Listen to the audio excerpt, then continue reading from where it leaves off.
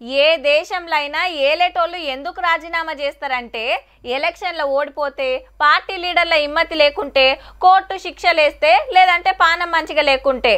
అంతేగాని అంత అల్కగా ఎవ్వరు కూడా పదవి విడిచిపెట్టరబ్బా దానికోసమే కదా ఎంత రాజకీయం చేయాలనో గంత చేస్తారు కానీ గా దేశంలో ఏమైందో చూడుండ్రి నేపాల్ సోషల్ మీడియా సిపాయిల దెబ్బకు ప్రధానమంత్రి కుర్చీ దిగిండంటే చూడుర్రి దేశంలో పరిస్థితి మంచిగా లేదు నడుపు నాతోని కాదు ఓడిపోయినా అని శర్మ ఓలీ సార్ రాజీనామా పెట్టిండు అగో ప్రధానమంత్రి గారు సొంత ఇంటికి అగ్గి పెడితే ఎట్లా గాలపడుతుందో ఊర్లంతా పార్లమెంట్లకే చోర్రిరంటే జంగ్ ఎట్లా నడుస్తుందో ఆలోచన చేసుకోర్రిగా గాలి మోటార్ల డిపోలు మూతపడ్డాయి బిజినెస్ లు ఆఫీసులు బంద్ అయినాయి మా అయ్యగండ్రా మీకు నచ్చినంతసేపు ఫేస్బుక్ చూడుర్రి వాట్సాప్ వాడుర్రి ఇన్స్టా రీల్స్ చేయుర్రి మీ అకౌంట్లు మీ ఇష్టం నడుమిట్లా మాకేం కష్టం అని ఎంత బతిలాడినా అస్సలు ఊకుంటలేరు కర్ఫ్యూ పెట్టినా కంట్రోల్ అయితలేరు ఆర్మీ దించినా ఆగుతలేరు నేపాల్ అంతా ఆగమాగం జగన్నాథం నిన్న పోలీసులు తుపాకులు సూటి పెడితే 19 మంది పానాలేపాయ 300 మందికి మీదనే దెబ్బలు దాకి దవకళ్ళ పడ్డారు